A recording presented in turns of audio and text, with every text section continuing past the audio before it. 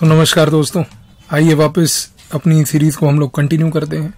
तो जैसे कि मैंने आपको पिछले लेक्चर में बताया कि पाकिस्तान एक आइडिया बन चुका था। उस आइडिया को अचीव करने के लिए एक कम्युनल थॉट अनलीश कर दिया गया था और कहीं ना कहीं जिन्ना जो थे वो कम्युनल टैक्टिक्स के बेसिस पे लोगों को मोबिलाइज करने के लिए अपनी स्ट्रैटेजी को अपनाने लग गए थे।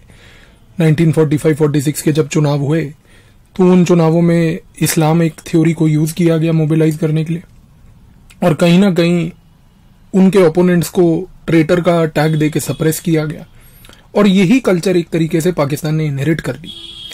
अब जब 1947 में हिंदुस्तान और पाकिस्तान का बंटवारा हुआ, इस बंटवारे के बाद जो स्थिति थी दोस्तों वो कुछ ऐसी थी कि एक आइडिया जो हमेशा से केवल एक मन में एग्जिस्ट करता था वो आइडिया मटीरियलाइज तो कर गया, लेकिन ये जब आइडिया मटीरियलाइज किया दोस्तों, इस आइडिया के मटीरियलाइजेशन से क्या हुआ?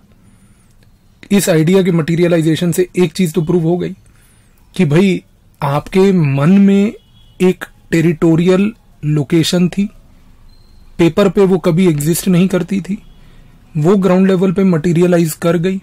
मटीरियलाइज करवाने में जो लोगों का हाथ था वो एलिटिस्ट थे, उन्होंने कभी एक तरीके से ग्रास रूट ऑर्गेनाइजेशन बनाया नहीं था। तो लोगों की जो समस्याएं हैं, लोग क्या चाहते हैं, लोगों की एक आइडेंटिटी क्या होनी चाहिए, इस चीज के ऊपर कभी चर्चा हुई नहीं थी। तो हुआ क्या दोस्तों, जब पाकिस्तान बना तो उसके पास सबसे बड़ा चैलेंज ये आया कि अब हम सोसाइटी का गवर्नेंस कैसे करेंगे, क्योंकि उन मॉडल्स के ऊपर, उन आइडियाज के ऊपर कभी चर्चा हुई नहीं थी। और यहां पर एक चीज दूसरी आप पैरेलली देखिए कि जब हमारा फ्रीडम स्ट्रगल चल रहा था तो उस फ्रीडम स्ट्रगल के दौरान क्या हुआ? उस फ्रीडम स्ट्रगल के दौरान ये हुआ कि जो हमारे लीडर्स थे वो 1917 में रशियन रेवोल्यूशन होने के बाद हमारे नेशनलिस्ट लीडर्स रशिया जाकर रशिया के इकोनॉमिक डेवलपमेंट मॉडल को समझ रहे थे। वो मॉडल को लाके कांग्रेस के सब्सिक्वेंट एनुअल मीटिंग्स में उन मॉडल्स के ऊपर नॉट ओनली डिस्कशंस हुए बट उन मॉडल्स के ऊपर एंडोर्समेंट भी हुआ कि फ्यूचर इंडिया जब बनेगा तो वो इंडिया किस मॉडल पे काम करेगा। यहां पर हमारे लीडर ये कर रहे थे और वहां पर जिन्ना जी जो थे वो अपना एक तरीके से ब्रिटिशर्स के साथ एंगेजमेंट में लगे हुए थे और कहीं ना कहीं मासेस से डिस्कनेक्ट होने के कारण उन्होंने कभी गवर्नेंस के ऊपर सोचा नहीं।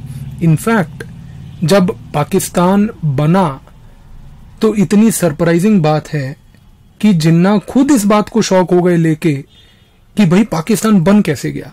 और ये बात सच है, अगर आप इतिहास की किताबों को कभी पढ़ो तो उसमें आपको ये बात दिखेगी और समझेगी कि Jinnah himself was shocked and expressed deep regret in the sense that he said that I could never contemplate in my wild imagination that Pakistan would ever be contemplated like this.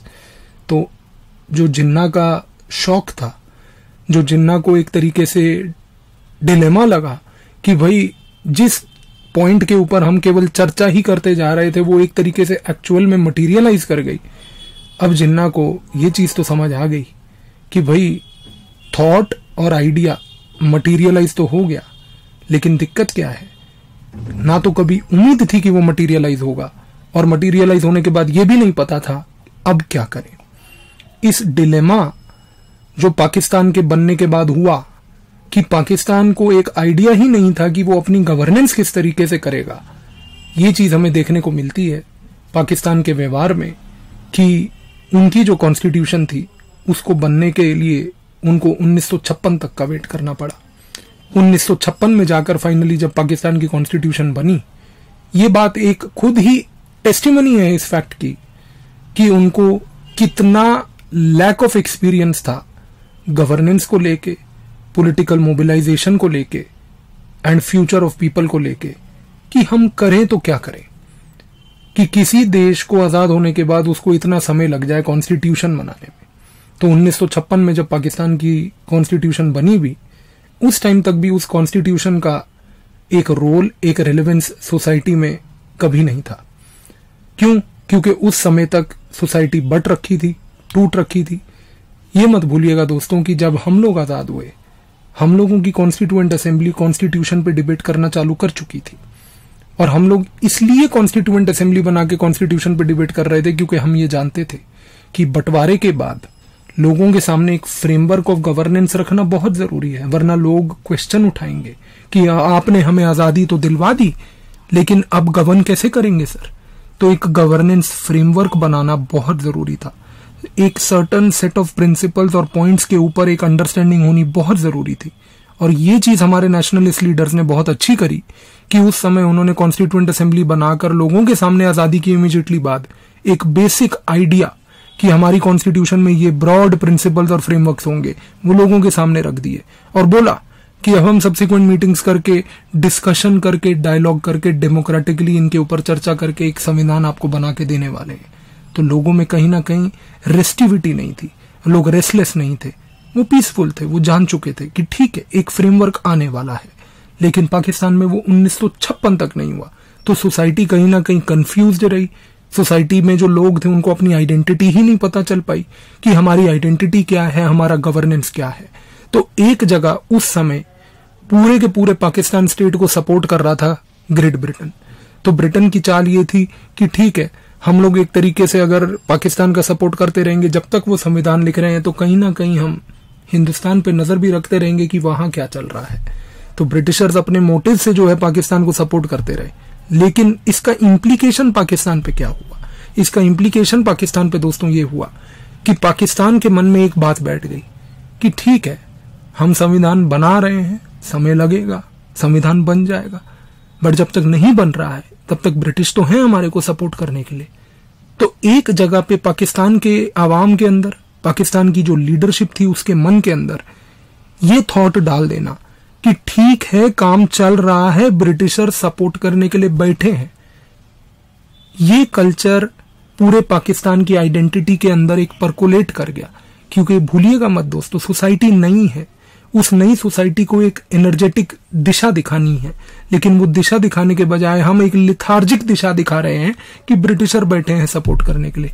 भूलिए मत, उसी समय हिंदुस्तान में आत्मनिर्भरता पे बात हो रही थी। हम लोगों ने बोला कि हम सेल्फ रिलायंट बनेंगे, हम एग्रीकल्चर, इंडस्ट्रियलाइजेशन, इन सेक्टर्स पे फोकस करेंगे, हम अपनी प्रायोरिटीज क्लियर रख के चल पा रहे थे।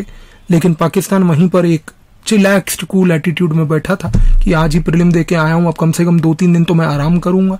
तो वो वाला हालात उनका पाकिस्तान का हुआ। इसकी वजह से ये हुआ कि पाकिस्तान की जब कॉन्स्टिट्यूशन 1956 तक बनी तब तक उनके पास कोई क्लैरिटी ही नहीं थी कि हम गवर्न कैसे करेंगे। तो एक स्थिति ऑफ लॉलेसनेस, केओस बनता रहा और उस लॉलेसनेस और केओस को सप्रेस करने के लिए बार बार पाकिस्तान के लीडरशिप को मिलिट्री का प्रयोग करना पड़ा। क्योंकि जब लोग उबड़ के आते थे कि भाई बताइए गवर्नेंस कैसे होगा साहब, तो आंसर नहीं होता था। तो कहीं ना कहीं भूलिएगा मत कि इस कंफ्यूजन को पाकिस्तान की मिलिट्री ने एक्सप्लॉइट किया कि जब पाकिस्तान की लीडरशिप बिजी थी कॉन्स्टिट्यूशन डेवलप करने में, और उस बिजीनेस के दौरान जब कहीं पर भी रेस्टिविटी होता था तो इमीडिएटली मिलिट्री आ जाता था। इस कारण से देखिए लोगों के मन में ये बैठने लग गया कि भाई कहीं पर भी लॉलेसनेस होगा तो मिलिट्री सबसे पहले आएगी। तो लोगों का अफिनिटी किसके पास ज्यादा बनने लगा? मिलिट्री के पास। और सिविलियन सेटअप उस टाइम क्या कर रहा था? कॉन्स्टिट्यूशन बना रहा था।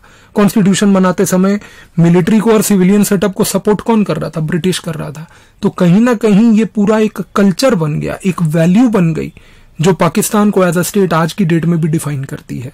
तो इसी पॉइंट से अगले वीडियो में हम चर्चा करते हैं। Thank you.